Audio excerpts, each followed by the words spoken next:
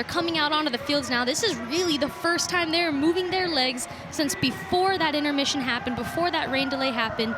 Strength and conditioning coach Ian had told us they are warming up in the tunnel, so it's really going to be about that energy and that grit. Well, the experts don't know what it's like to not hold that trophy. They won the inaugural championship in Memphis, and they won last week in San Jose. We take a look at these rosters and begin with the headliners. They've had a bunch of standout guys. Ross Depperschmidt, Ashley, you think about that try he scored to push them past the Loggerheads right at the end of regulation and into this final. Who else has caught your eye today? Lance Williams has been incredible on the field. He's able to keep the ball in one hand and look for his teammates, giving them great offloads to get them under the post. And the experts, meanwhile, we spotlighted Madison Hughes. Naima Folau has been terrific as well. He had those couple of tries in their victory over the Loonies, and they're going to need him and a bunch of other guys. Anthony Welmers, I think, has played well today, too. Absolutely. He's really dialed in. He had a great skip pass in that last game. He's somebody that he's been in this system for a while, but really has fought through a lot of injuries to get big opportunities like this. He's playing great on the field today. He's connecting with his teammates like Naima, like Madison, and it's awesome to see them getting the run that they're getting in. We are just about set for kickoff here in D.C. It's been a long time coming. Got off to a good start today, had the rain delay, weathered the storm in many ways. And now we're ready for the experts and the headliners. Same matchup that we had in San Jose. We do it here in D.C. for a crown. In the second spot on this PR Sevens Rugby Series. Straight away, the penalty going to the headliners, Aaron Cummings. He's also been a standout in this tournament, giving away the first penalty and then earning it right back. Folau has been terrific. That's knocked away briefly. You know, we talk about the experience of the headliners and what we've seen from them. They've had a bunch of guys who've been through it, making an impact today. A little bit tough with Naima Folau, though, is he has been inconsistent. He has really great moments, but if we remember earlier in the day, there was a match that he had knocked on multiple balls at a time. I had said earlier, the way to be a key good sevens player is to be consistently good. Consistently good is better than great moments and bad moments. So if he can really hone in on that, he'll be a big difference maker in the experts winning this match. And you talk about consistency, Ashley. Guy who debuted in London for the USA Eagles when he was, what, age 18? That will go a long way towards more opportunities. Absolutely. He's making a difference here as well. Headliners with it. There's Brady Rush. We know it's in his blood. His dad, Eric, one of the great rugby players of all time for the All Blacks back in the day. And Nosa, who had a try earlier. Another veteran of the sport. High penalty count already in this match. I don't know if it's due to the weather or the extent of this game, the intensity, they're feeling it. But these teams are going to have to get a little bit more discipline with ball in hand. Folau goes to the grass. Bodies piling up here early.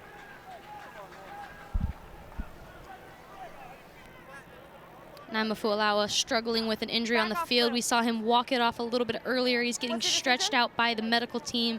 This is a good moment for the teams to collect. This is when you need leaders like Madison Hughes on the field. It has been frantic the first few minutes of this game. This is a moment when they have to say, guys, take a breath. Let's collect ourselves and get into our system. Okay.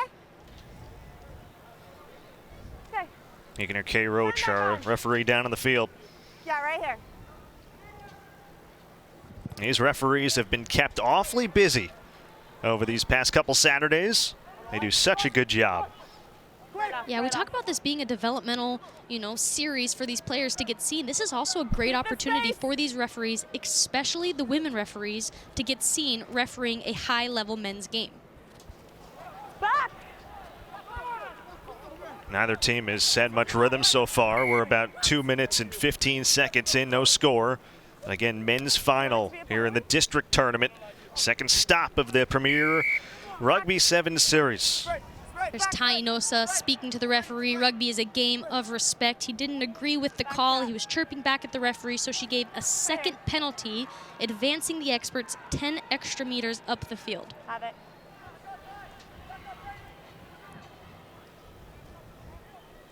Folau, Madison Hughes. We've seen him do a lot of things here today in his return. No tries yet. Away! Not rolling. See what the experts can do. Aaron Cummings, MVP a week ago with a little burst. Pulled quickly to the turf by Tommy Clark. Back to Folau, tried to kick it forward. That was well defended. Yeah, he's seeing the space. They're playing 7-up. There's nobody in the backfield. He's just got to get that around the defender, and he could be away under the posts. Lance Williams, who's made an impact. 3 turnovers on the experts already. About midway through this first half. I think there's been more penalties given in the first 5 minutes of this game than there has been passes completed. It seems like we've not even been able to get through 30 seconds of play without a penalty being called.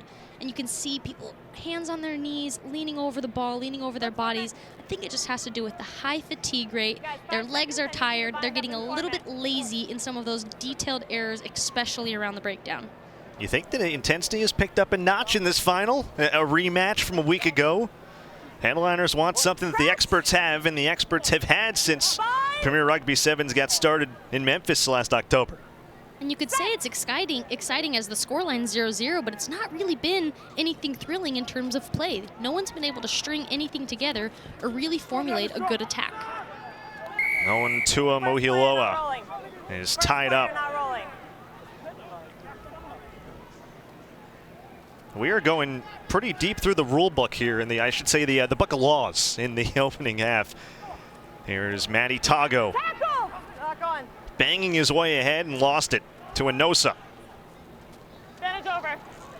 They try to counter quickly. They've had success with Depperschmidt, and he gives it back. Oh, this is well done. All the way and striking home. How about this? Naya Tapper. Actually, I beg your pardon, Jerome Nale. And Jerome Nale has been a standout for the headliners. He sees things 1 second quicker than everybody else. And here on this 2v1, you'll see Lance Williams, or I'm sorry about that, Logan Tago just make the decision to bite in on this attacker, leaving Tainoa the opportunity to attack on that outside. Jerome Nale, 22 years old, youngest on this roster. His second try of the day. It's really awesome to see the headliner women. They're warming up down in the try zone, celebrating him after that try. We talk about these franchises being one big community, one big family. It's not just 2 separate men's and women's teams. They've really collectively came together, and the headliner women's are getting ready to take on the final as well. How great would it be for them both to walk away with the title? Young man is a native of Fiji. You see that heavy bandage on his elbow. Actually broke his elbow playing with the national team training in Chula Vista. Back and recovered and playing well. Inside a minute to go before the first half. Can the experts respond?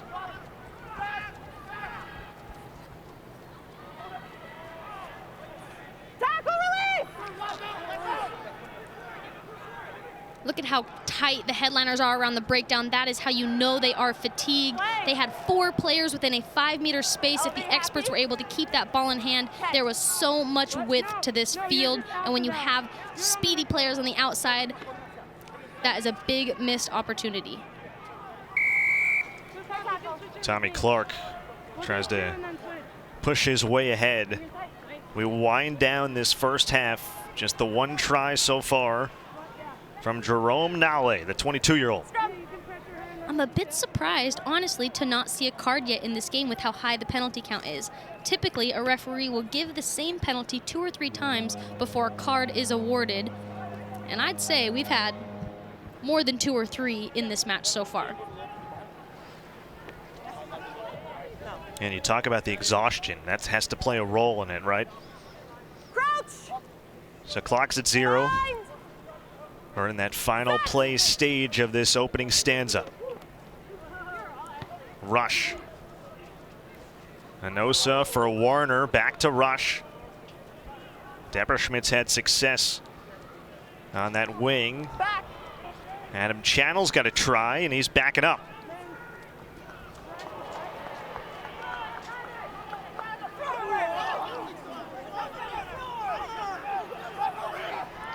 Playing to the whistle is Maddie Toggo. You hear some frustration down on the field, but rugby players are taught to not stop, and it is going to pay off for them in the quarter if Aaron Cummings can keep that in his hands, and it is just knocked on, taking us into the half. You can see the frustration there for Cummings. He knew he let one get away, which has not happened much for him in his career so far in Premier Rugby Sevens.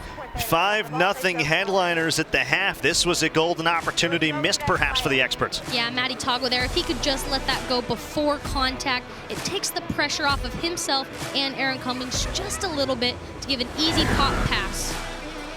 Just the one try from Jerome Nowley in the opening half of this final of the second leg of Premier Rugby Sevens here in DC in the district tournament. Just the one try from Jerome Nowley of the headliners, the 5-0 lead as we get set to start the second half of the final of the district tournament. On the men's side, second stop of the Premier Rugby Sevens series. Championship weekend 2 weeks from today in Austin. So seating on the line, a title on the line with Ashley Burge. Eagle, I am Jack Benjamin. Fun first half, back and forth. The experts missed on a couple opportunities, it felt like. They absolutely did, and I think it just has to do with tired legs. They are fatigued, and they were just losing their discipline, especially around the breakdown. You've got newcomers onto the field, Corey Jones, Anthony Welmers, and Taryn Meeks, who are ready to make a difference in this final. Madison Hughes looks like he's ready to make a difference right away. Devin Short fumbled it briefly. Colson Warner tosses back to Depperschmidt. 5 turnovers in that opening half on the experts. That was a storyline, including a couple near the try line.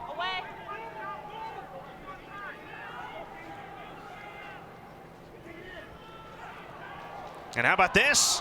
Anosa stretching. And Taryn Meek is in to tie it at 5. That's exactly what the experts needed to start this second half. It's just a momentum changer. If they can get this kick through, it changes your entire mindset. You're feeling your vibe, your energy. They want this title. They want to continue to be the reigning champs, and we see that energy change as these substitutes have taken onto the field. Second try of the day for him. The experts as a group have had 5 different try scores. That conversion was missed. We're tied at 5, about a minute and a half into this second half.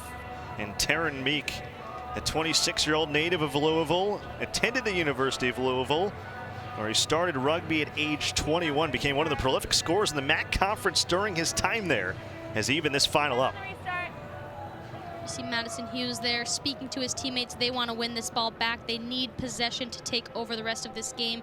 And who better to do it than Captain America, putting this one right on the 10-meter line. Off the kickoff, the experts get it back with Welmers.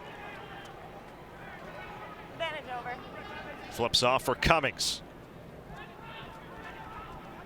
Hughes taken down on a sure tackle by Channel. USA teammates going head-to-head. You see that a lot out here. Taryn Meek scored moments ago.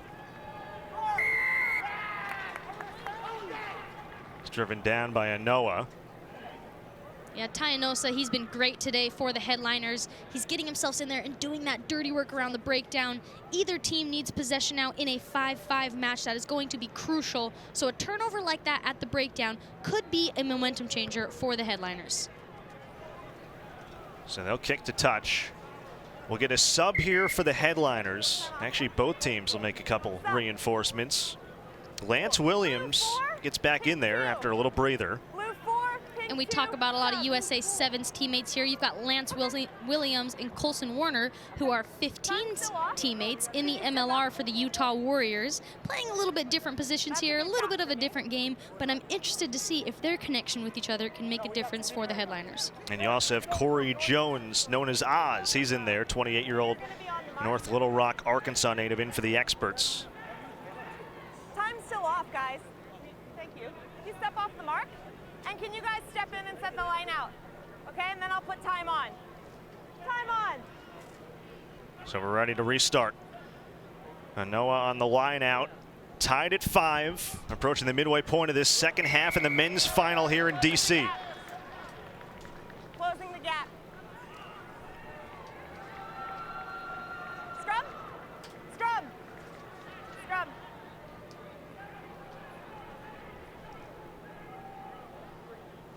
scrum for the headliners here. It's a great opportunity. Not quite on the 15, but they've still got a lot of space on the outside. Gives an opportunity for people like Ross Depperschmidt, sorry about that, to make a really big difference late in this game. Sonali, who scored their one try earlier, will now come back in. Now there's a scenario, if this game is tied, we'll go to a 5-minute sudden death overtime period. And if that doesn't happen, well, a kicking competition to decide the winner, as we saw in October in Memphis. What a thriller that was. Won by the experts over the Loggerheads. This is Brady Rush. Has had plenty of big moments in his early New Zealand international career. Channel, and now Lance Williams. With a little bit of a seam, he's got Channel running with him. Lance Williams doing what Lance Williams does best, keeping the ball in two hands through contact, getting it in one, and getting a clear offload to Adam Channel, putting the headliners on the front foot, moving forward. They've got to get themselves on the board here. Tense moments inside 3 minutes to go. Men's final here in the DC stop. Second of 3 stops in the Premier Sevens Rugby Series. So we'll get another scrum.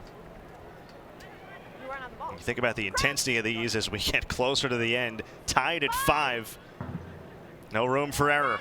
It's a lot of movement by the headliners' back lines. Couldn't decide if they wanted to send somebody to the weak side or all go strong. Doesn't matter as they get the penalty anyway. And Tai Inosa with a quick tap. And he may be in for 5. Breaks a couple of tackles. And he dots it down. How about that? The 33-year-old, the oldest man in PR Sevens, gives the headliners the lead with about 2 minutes to go here in the men's final in DC. It's been an incredible showing by him, the USA Sevens and 15s capped Eagle. That is just leadership and quality play. He knows the game is on the line. He hears the penalty, a quick tap for himself, and he goes through 4 experts to dot that one down. His U.S. national team career began in 2009. Think about how long this guy has been around. That conversion misses. And the missed conversions play a very big difference here, especially in a match like this, because the headliners score and a made conversion will make them take the lead in this match. So Inosa with his 3rd try of the day. Madison Hughes with some room. Captain America out wide. The experts trying to respond right back. Trying to sweep the first 2 legs of this PR7 series. We saw Tala Pusi try to do that same little grubber kick earlier. It worked for Elena Olsen in the women's side, but as the field gets wetter, that ball just sticks to the ground on that grubber, and then you've got a veteran like Madison Hughes. He didn't waste a half a second. He picked that ball up in his hands, quick tapped at the line, and now the experts are attacking 15 meters from their own try line. Down a try inside a minute to go in regulation. Manny Tago feeds it off. Another pass. Corey Jones reaches and puts it down.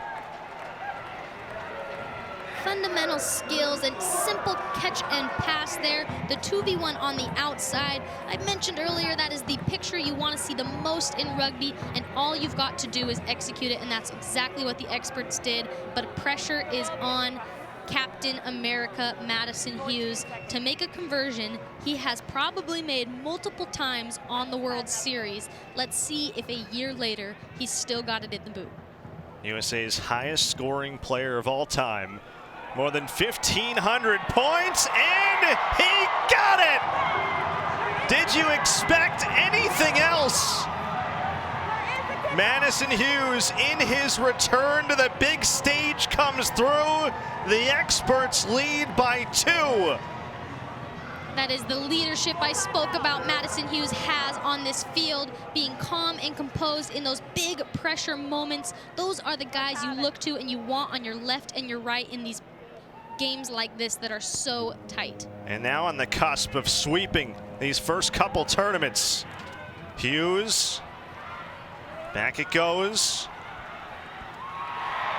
It's kick to touch. That'll do it. The experts repeat, and they sweep the first 2 stops of the Premier Rugby Sevens Series. They are the winners of the Men's District Tournament here in the nation's capital. The headliners put it all out on the field. They gave them a great run, but like I've talked about earlier with the experts, they are just too technical. They were able to get their error count down, their penalty count down in the second half, and really execute in the moments that mattered. 12 second half points for the experts. They win in San Jose. They add Captain America, and in his first appearance since the Tokyo Olympics, captaining Team USA, Madison Hughes delivers the winning conversion and delivers the experts to a second straight title. They sweep the first couple stops, and they will be the top seed for championship weekend in Austin in 2 weeks' time. The experts over the headliners. It's deja vu here in DC in PR Sevens.